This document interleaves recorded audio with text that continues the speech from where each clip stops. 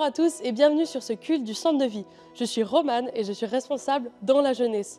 Dieu a un plan pour vous aujourd'hui et on se réjouit de le vivre avec vous. Alors installez-vous bien, soyez bénis et bon culte. Je me réjouis vraiment d'être avec vous ce matin, de partager, c'est vrai, la parole de Dieu. C'est tellement une priorité pour nous, cette parole vivante que nous découvrons dans la parole de Dieu, la Bible, écrite par des hommes, par plus de 40 auteurs, sur une étendue de 1500 ans. Et pourtant la parole de Dieu, parce qu'inspirée par le Saint-Esprit.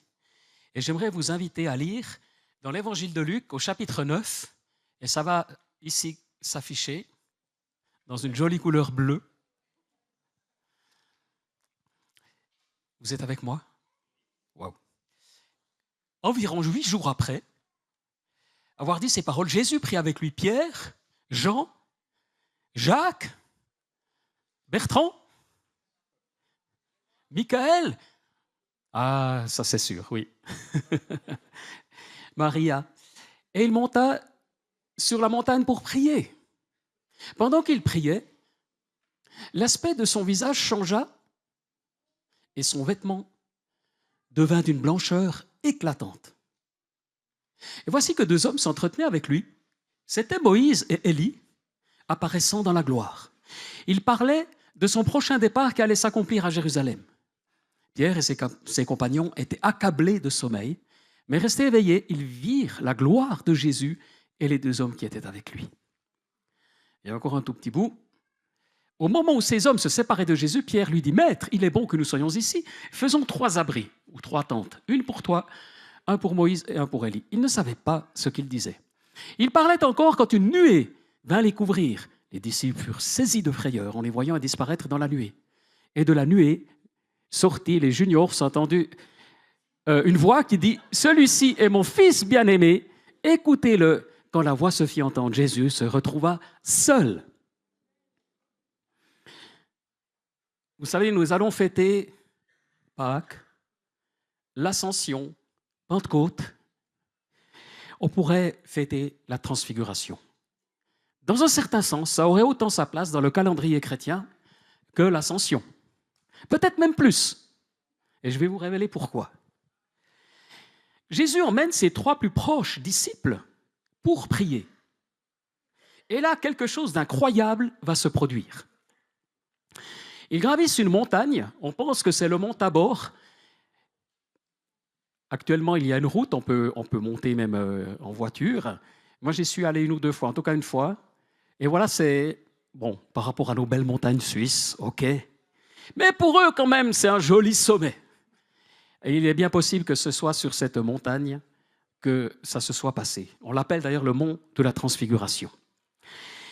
Alors Jésus emmène 3 des plus proches disciples et il va vivre le moment, un commentateur déclare, le plus glorieux de sa vie sur terre. Alors d'après Matthieu et Marc, on pourrait penser qu'il monte avec ses 3 disciples en vue de vivre cette transfiguration, mais pas d'après Luc. D'après Luc, il monte pour prier. Il prend ses disciples pour aller prier, pour chercher la solitude, pour être seul à l'écart, est-il dit, sur une haute montagne. Et il y a là déjà quelque chose de très intéressant, se mettre à part pour Dieu comme on l'a fait en ce début d'année. Dans l'évangile de Marc, il est dit « Ses vêtements devinrent resplendissants, littéralement blancs comme la neige, d'une telle blancheur que personne sur la terre ne peut blanchir ainsi. » Il y a plein de petites descriptions qui nous disent comment il était avec ses vêtements blancs. Il irradiait. Le terme transfiguré, en grec, c'est métamorphéo, ou plutôt métamorpho, qui signifie être transformé, ou précisément être transfiguré. Être transformé, être transfiguré. Mais qu'est-ce que cela veut dire? Je n'avais jamais réalisé avant d'étudier, j'ai vraiment été, il me semble être attiré par le Saint-Esprit sur ce passage depuis ce début d'année. Parce que des manifestations divines, on en trouve plusieurs dans la Bible. On appelle ça des théophanies, des manifestations de la gloire de Dieu, beaucoup dans l'Ancien Testament. On voit des anges aussi apparaître lorsque Jésus est ressuscité. Et souvent, ces anges sont lumineux. Mais la particularité ici, et là les commentateurs sont d'accord depuis le début de l'histoire chrétienne, Et ils vont tous dans le même sens de dire que, comment dire, est-ce que je retrouve bien le dire, cette transfiguration, comment dire, ce n'est pas la gloire qui vient illuminer Jésus. Ce n'est pas comme Moïse qui était sur le mont Sinaï, aussi une autre montagne. Et parce qu'il était tellement proche de Dieu, son visage est devenu lumineux. Et après, ça redisparaissait. Ici, c'est la gloire qui transparaît à travers Jésus. C'est la gloire qui est en lui. C'est la gloire qui est en lui. C'est une manifestation tangible de qui est Jésus comme Fils de Dieu. C'est un phénomène audiovisuel qui va se passer à ce moment-là. C'est quelque chose, on pourrait dire, de surnaturel, mais c'est naturellement son identité, avec une signification spirituelle profonde. La face radieuse de Jésus et ses vêtements lumineux ne sont pas des signes de sa gloire future, mais la révélation de qui il est déjà. Et il y a quelque temps en arrière, je disais, mais Seigneur, montre-moi encore plus comment tu es le Dieu vivant sur cette terre. Parce que depuis plusieurs décennies, on a beaucoup souligné que Jésus est aussi tellement homme. On nous montre comment Jésus a pleuré, comment il a eu faim, comment il a souffert, comment il a agonisé. Tout ça, c'est important. Parce que par le passé, on était centré sur sa divinité. Et on a rendu Jésus plus humain, si j'ose dire. Ou plutôt, on a redécouvert son humanité. Cependant, sa divinité est aussi importante, sinon plus. En tout cas, autant. Parce que s'il n'est pas Dieu qui est venu sur terre, alors il n'est qu'un prophète. Un bon prophète, certes. Il est un guérisseur. Il est un homme de Dieu.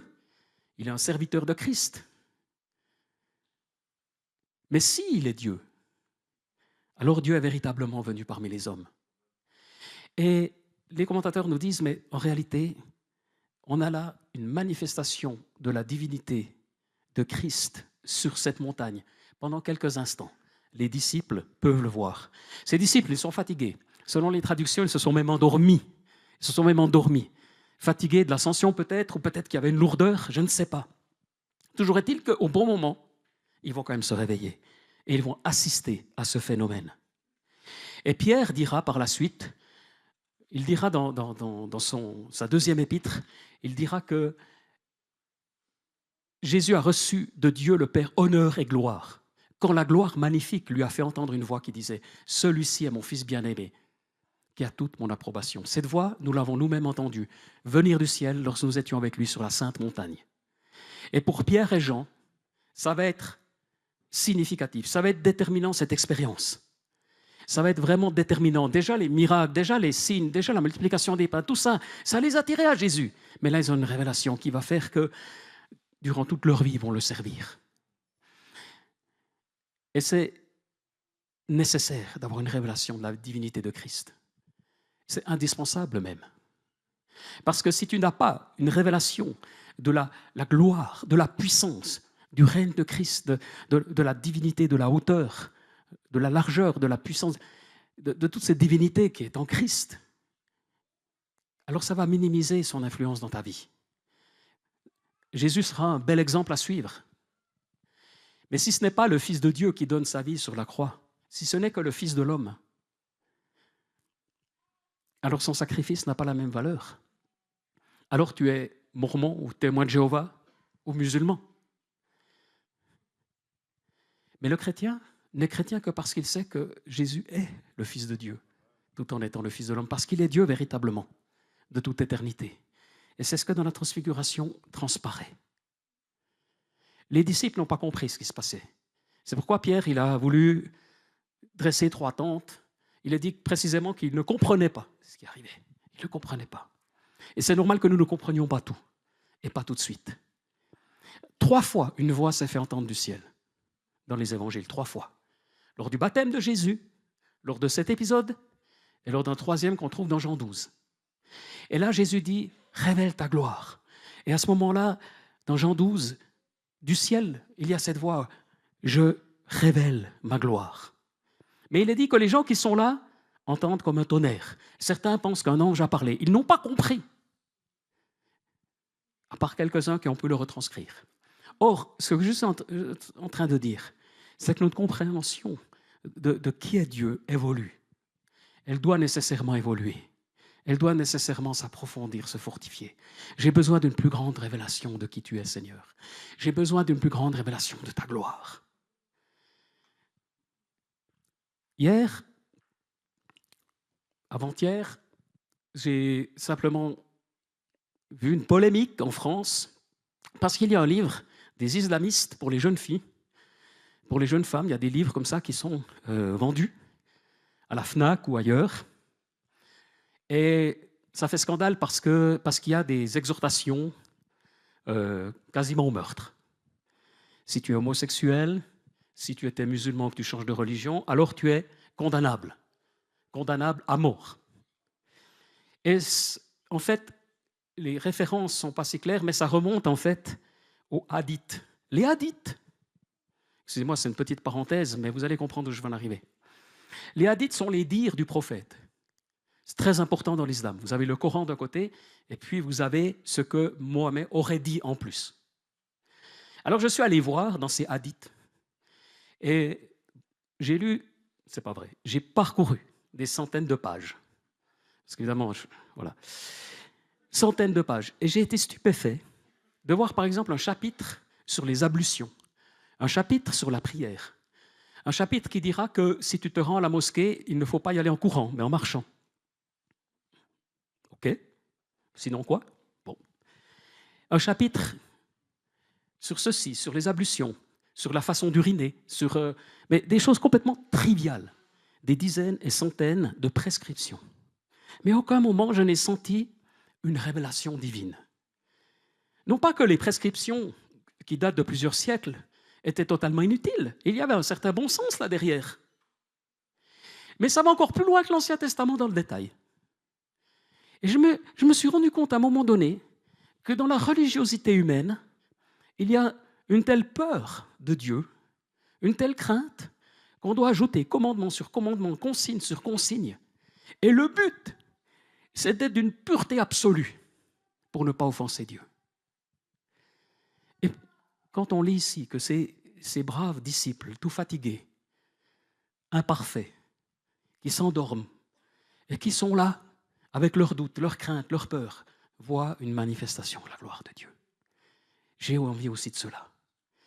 Et là, on comprend à un moment donné la puissance de la révélation de Christ, qui n'est pas venu apporter une succession de commandements, de règles, aussi bonnes seraient-elles, mais il est venu nous révéler qui il est dans la gloire, pour que nous puissions le suivre avec une passion, avec un zèle, avec une ardeur, avec un souffle, Et après, il leur dit aux disciples, dites pour l'instant, ne dites rien. Je pense que c'était plus sage parce qu'ils n'avaient pas compris ce qui s'était passé. Mais dans l'Épître de Pierre, quelques dizaines d'années après, on voit qu'il a clairement compris de quoi il s'agissait. Et même Jean dira, nous l'avons vu, nous l'avons touché, et nous vous l'annonçons. Ils ont une révélation personnelle de Christ, une révélation personnelle de sa gloire. Et ça fait la différence. Et ça fait la différence dans ma vie, ça fait la différence dans ta vie.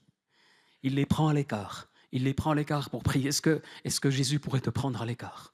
Est-ce qu'il pourrait te prendre un moment cette semaine, ce soir, demain? Est-ce qu'il peut te prendre dans le lieu secret, c'est ta chambre, ou sur la montagne, ou dans une forêt? Est-ce qu'il peut te prendre? Est-ce que tu es disponible? Est-ce que tu es là?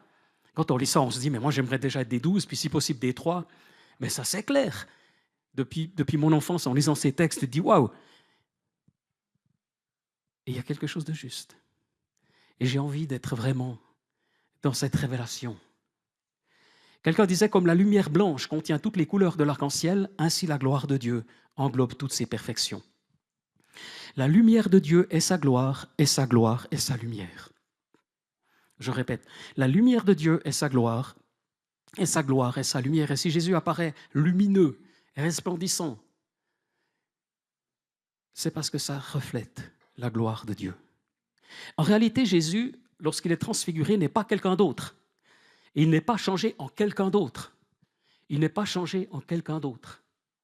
Sa substance ne change pas, mais son niveau de gloire. C'est un peu théologique, mais ça veut dire que ce n'est pas une métamorphose où il se change en un être différent. Il n'est pas transformé soudainement en un être céleste, un ange. Il n'est pas métamorphosé en quelqu'un qu'il n'est pas. C'est juste qu'il est complètement... Ou plutôt, ses disciples le voient à ce moment-là. Ils ont un flash de qui il est en tant que Dieu. Son corps est glorifié, mais toujours physique. La transfiguration permet à la nature divine de se manifester à travers le corps humain de Jésus. Il est pleinement homme, mais il est pleinement Dieu aussi. Amen. C'est lui le Seigneur. En quelques versets, peut-être que c'est quelques minutes, et après ça s'arrête. Juste avant que ça s'arrête, il y a encore la nuée qui enveloppe Élie et Moïse. De la même manière, nous entendons la voix de Dieu à travers les Écritures écrites par des hommes avec des mots humains, mais l'Écriture est divine. Et Jésus était homme, pleinement homme. Il est né évidemment à Bethléem et tout ça, mais il y a la gloire de Dieu qui transparaît. Et puis il y a Élie et Moïse. Pourquoi ? Les deux ont eu une fin qui sort de l'ordinaire. Certains disent que c'étaient les hommes de Dieu les plus puissants de l'Ancienne Alliance. Moïse, Élie. En effet, ce sont des hommes de Dieu exceptionnels. Exceptionnels. Élie a été enlevé dans le ciel et Moïse est quand même mort sur la terre, mais son corps a été caché par Dieu. Les deux ont une fin particulière. Moïse représente la loi, Élie représente les prophètes. Et ils sont là à discuter avec Jésus. Et ça montre le lien entre l'Ancienne et la Nouvelle Alliance. Vous me suivez toujours ? Entre le Nouveau et l'Ancien Testament, ça nous montre que tout ce que enseignera Jésus, Moïse et Élie se réjouissent avec lui. Ils se réjouissent de cet accomplissement de la loi en Christ. Ils se réjouissent des prophéties annoncées que le Messie viendrait. Ils se réjouissent de tout ça, de ce oint que Dieu a envoyé. Et il y a cette joie, et ils sont là. Et puis ensuite, l'expérience se termine, la nuée les enveloppe. La nuée on peut traduire un nuage. On en a parlé récemment de la nuée, plusieurs fois. Cette nuée qui était dans le désert qu'on suivait. La nuée, toujours dans la Bible, elle représente quelque chose de la gloire de Dieu, quelque chose de la présence de Dieu. Certaines églises ont expérimenté cela, peu d'églises, mais certaines l'ont expérimenté. Tout à coup, dans l'auditoire, une nuée apparaissait. Et ce n'était pas la ventilation, ce n'était pas un humidificateur, mais manifestement, Dieu peut se présenter de cette manière-là. Mais même s'il ne le fait pas de cette manière-là, la présence de Dieu, je cherche la présence de Dieu. Je veux suivre la nuée. Je veux suivre la nuée. Je veux suivre les directives du Saint-Esprit. Encore une fois, si nous n'avons pas une loi précise qui nous dit à quelle heure nous lever le matin, à quelle heure prier, mais amen. Cependant, le Saint-Esprit nous donne sagesse et discernement pour nos vies personnelles. Il nous fait grandir avec lui. La nuée nous guide, nous conduit. Et puis, quand tout se termine, ne reste que Jésus. C'est quand même pas mal. Mais on pourrait presque être déçu. Pourtant, Éphrem, le Syrien, c'est tout au début de l'histoire de l'Église, il dit qu'il y avait de la joie pour les prophètes et les apôtres lors de cette ascension. Donc sur cette montagne, les prophètes se sont réjouis en voyant son humanité, les apôtres se sont réjouis en voyant la gloire de sa divinité. Cette divinité, cette humanité qui était tellement bien comprise déjà tout au début. En fait, la transfiguration, elle apparaît dans le texte juste après que Jésus ait demandé qui il était pour ses disciples. Qui dites-vous que je suis ? Il posait cette question. Et il donne d'assez bonnes réponses. Et puis après ces réponses, quelques jours après, il leur apparaît sous cette forme-là, lumineuse. Et puis après, ils vont descendre de la montagne et quelque chose va se passer. Est-ce qu'il y a des biblistes parmi nous ?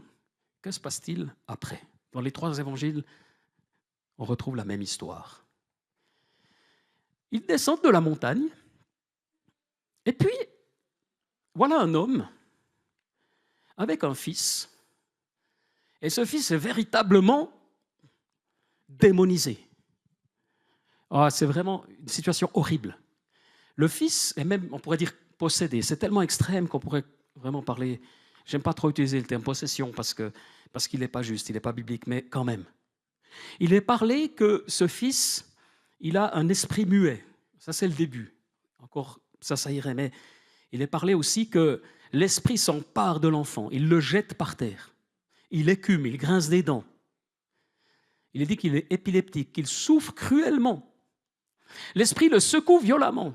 Alors, j'ai pris les 3 évangiles et j'ai listé tout ce qu'il est dit. L'esprit le jette dans le feu et dans l'eau pour le faire mourir. Donc voilà un enfant qui est dans un état même misérable. Et le papa qui souffre pour son enfant. Et vous qui êtes parents, chaque fois que votre enfant est malade, vous préféreriez être malade à sa place. La plupart du temps. Parce qu'on souffre pour notre enfant. On souffre pour lui, surtout si c'est grave. Et le papa, il souffre. Mais il a entendu parler d'un groupe de gens qui guérissent les malades et chassent les démons. Alors il allait vers les autres disciples, les 9 autres disciples. Et ils ont essayé de chasser cet esprit. Mais comme le texte le dit, ça n'a pas marché. Curieusement, ils avaient chassé des démons, mais là, ça n'a pas marché. Alors il est dépité, plus d'espoir. On peut juste afficher encore le verset. Il dit, j'ai prié des disciples de le chasser, ils n'ont pas pu. Waouh! Je suis venu à l'église du Centre de Vie pour vivre une délivrance, une guérison. Oh, mais ça n'a pas marché. C'était mon dernier espoir. Non! Jésus va intervenir et ça va marcher. Voyons comment. Première chose, génération incrédule et perverse. Jusqu'à quand serai-je avec vous et devrais-je vous supporter? Amène ton fils ici. Waouh, mais quelle violence! Mais il est quand même le Fils de Dieu. Et donc, il s'adresse d'abord à ses 9 disciples. Alors, ça aurait pu être les 12. C'est violent. Il a dit, Olivier, incrédule et pervers, jusqu'à quand serai-je avec toi et devrais-je te supporter? Waouh! Alors j'ai sauté quelques versets, mais tandis que l'enfant s'approchait, le démon le jeta par terre et le secoua violemment. Et Jésus menaça l'esprit impur, guérit l'enfant et le rendit à son père. Tous furent frappés par la grandeur de Dieu. Amen. Et juste après, les disciples, quand même, ils ne sont pas très contents. Ils sont quand même interloqués. Ils se disent, mais c'est vrai, ça n'a pas marché. Mais pourquoi ça n'a pas marché? Pourquoi j'ai prié pour ce malade? Pourquoi cette personne a prié pour sa délivrance? Ça m'est tant de temps arrivé. Excellente question. Et en privé, Jésus va leur donner une réponse. Alors, la première réponse, on l'a lue, c'est une question de foi vivante, de foi active. Et il va leur dire, si vous dites à cette montagne de se jeter dans la mer et que vous avez la foi comme un grain de moutarde, ça se passera. C'est donc une question de foi. Mais il ajoute encore une autre explication assez troublante. Il dit, cette sorte d'esprit, cette sorte de démon ne sort que par la prière et le jeûne. Waouh! Rappelez-vous, Jésus est monté sur la montagne pour prier. Il était avec ses 3 disciples, ils sont montés sur la montagne pour prier. Et j'ai réalisé que, dans quel ordre? Mais si tu veux que ta foi elle soit impactante, il y a ces temps de mise à part, de prière et de jeûne. Toutes les versions n'ont pas et de jeûne, mais en tout cas prière, oui.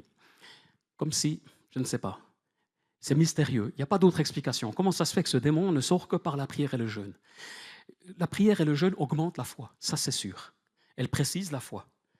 Et c'est cette foi vivante qui va permettre que ces démons soient chassés. Et j'ai envie d'avoir cette foi-là. J'ai envie que les gens qui viennent ici ne repartent pas désarçonnés, mais que Jésus se manifeste à travers nous de plus en plus. Et que ceux qui viennent rechercher une délivrance, une guérison, il a dit, Jésus l'a menacé, l'esprit est parti et il le guérit. Il y avait une double intervention. Ce n'était pas seulement une délivrance, c'était une guérison aussi. Ce n'était pas seulement une guérison, c'était une délivrance. Waouh, mais un enfant, aujourd'hui on mettrait sous sédatifs, sous médicaments, psychotropes, etc. Et ce n'est pas forcément faux de le faire. Et puis, on voit des gens après qui végètent dans un état semi-humain.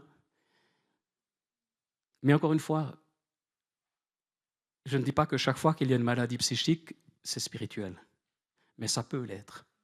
Et nous avons un rôle, là, à dévoiler la lumière de Christ. Et ce démon, il a juste fait peur quelques instants. Il n'a rien pu faire d'autre. Il était dévoilé, il était démasqué. Il était anéanti. On vit des délivrances ici. On les vit souvent dans les entretiens. On les vit souvent dans des moments en semaine. Oui, il y a beaucoup de délivrances, beaucoup de libération. On ne sait pas pourquoi cet enfant était ainsi malmené, mais il y a la réponse du Christ. Il y a la réponse de Jésus, Fils de Dieu, Fils de l'homme. Et il agit à travers nous. Et j'aimerais que notre Église, nous puissions grandir dans cette dimension d'autorité, dans cette dimension de la puissance de Dieu qui donne une réponse dans les souffrances des hommes. Alors ce matin, quelle est ta montagne à laquelle tu dois dire, jette-toi dans la mer, ôte-toi de moi. Quelle est ta montagne? Quelle est la montagne sur laquelle Jésus te donne autorité? en tant que père de famille, en tant que mère de famille, en tant que conjoint, en tant que jeune, quelle est la montagne? À qui tu ordonnes de fuir? Il y a une autorité spirituelle. Peut-être que tu discernes que sur ton lieu de travail, il y a une situation qui est inextricable. Il y a des personnes, une personne peut-être, qui est insupportable, qui est invivable pour tout le monde. Il y a vraiment un bug, il y a vraiment un souci. Et tu discernes qu'il y a quelque chose de spirituel. Peut-être que c'est le cas dans une classe d'enfants. Peut-être que c'est le cas dans les études. Peut-être que c'est le cas dans ta famille. Alors tu ne vas pas aller face à lui, mais dans la prière, dans le lieu secret, tu vas prier. Et tu vas, par anticipation, prendre autorité et déclarer la gloire de Dieu, la puissance de Dieu, et compter sur les réponses divines. Encore une fois, il y a toute la réalité humaine, toute la réalité psychique. On peut passer par une dépression et ça n'a rien de spirituel en soi, ce n'est pas un démon. On peut avoir un burn-out et ce n'est pas un démon. On peut être malade et ce n'est pas un démon. Cependant, ça peut être, quand même, vous le savez, on n'est pas dans le déséquilibre, mais il y a des origines spirituelles dans certaines situations. Et dans ces cas-là, il faut proclamer la gloire, la seigneurie de Christ. Et dans le doute, je préfère le faire. Proclamer la gloire de Dieu, la puissance de Dieu sur mon foyer, sur ma famille, sur ma santé, sur mon physique, sur qui je suis, sur mes finances. Et tu reprends ta destinée en main. Tu reprends autorité sur ta vie, sur ta destinée, sur ton futur. Et tu te soumets à Christ.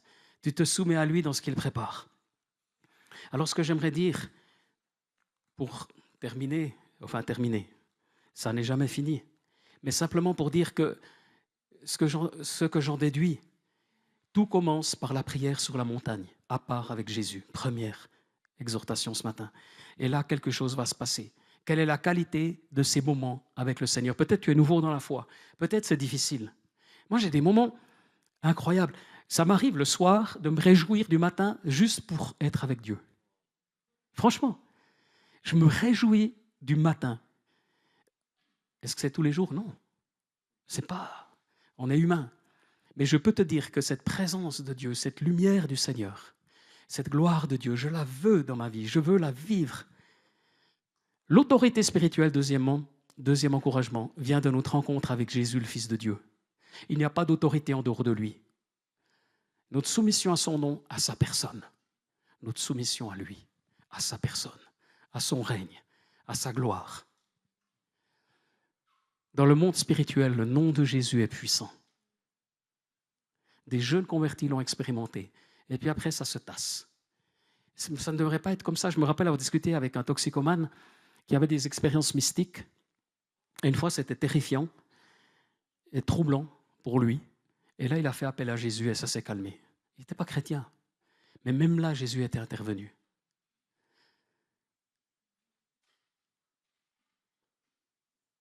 Il y a une puissance dans le nom de Jésus. Troisièmement, l'autorité spirituelle est liée à la foi active. Et cette foi, elle naît de la prière, du jeûne, du temps à part avec Dieu. J'ai envie de vivre cette foi-là. J'ai envie de vivre cette foi-là et de vivre des petits moments de transfiguration où Dieu se révèle à moi.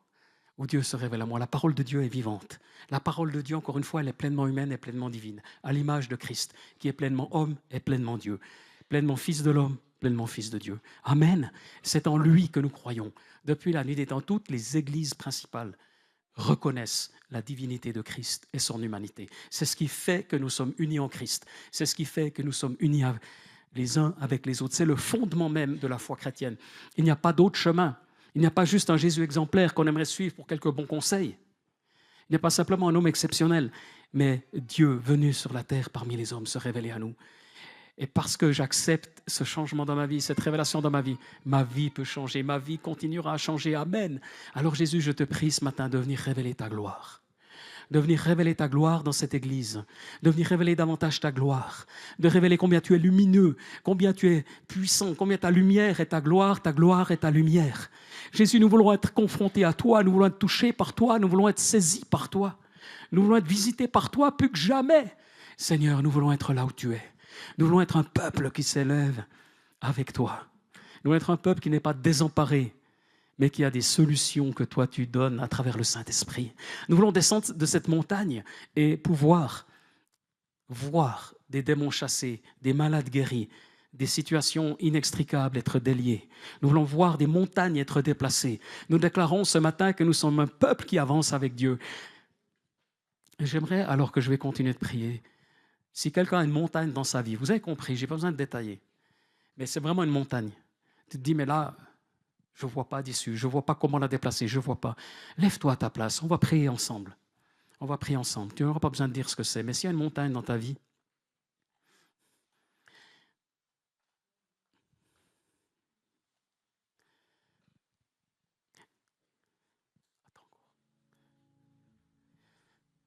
je vais juste commencer par prier, encore sans musique.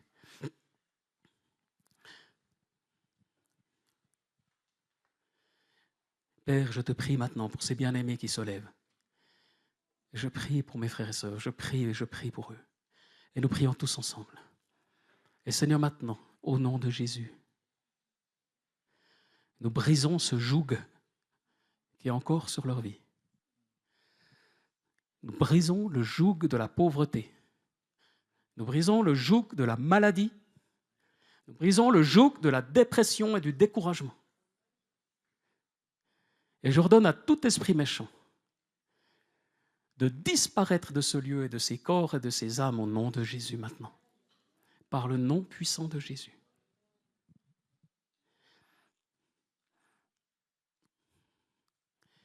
Et j'aimerais demander maintenant à des équipiers prières ou des responsables de se tenir juste à côté d'eux et de continuer de prier. Soyez juste là où il y a quelqu'un. Pas besoin de parler avec lui, mais ne parlez pas, mais priez simplement, proclamez Jésus sur leur vie. L'autorité de Jésus. Il y a encore des personnes à l'arrière. Il y a des personnes tout en haut.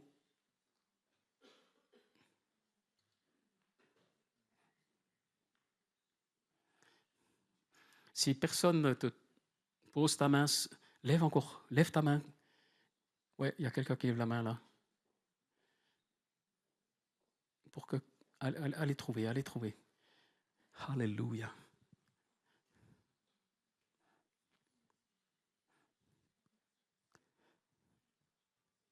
Viens, Saint-Esprit. Oh, Esprit de Dieu, viens. Esprit de Dieu, plus, Saint-Esprit maintenant. Plus de délivrance. Plus de libération. Viens, Saint-Esprit. Viens toucher maintenant. Viens dans ta douceur, dans ta gloire, dans ta puissance. Viens. Viens, plus, Saint-Esprit. Descends sur ces bien-aimés. Touche-les maintenant par ta gloire. Touche-les par ta présence. Dans ta douceur et ta puissance.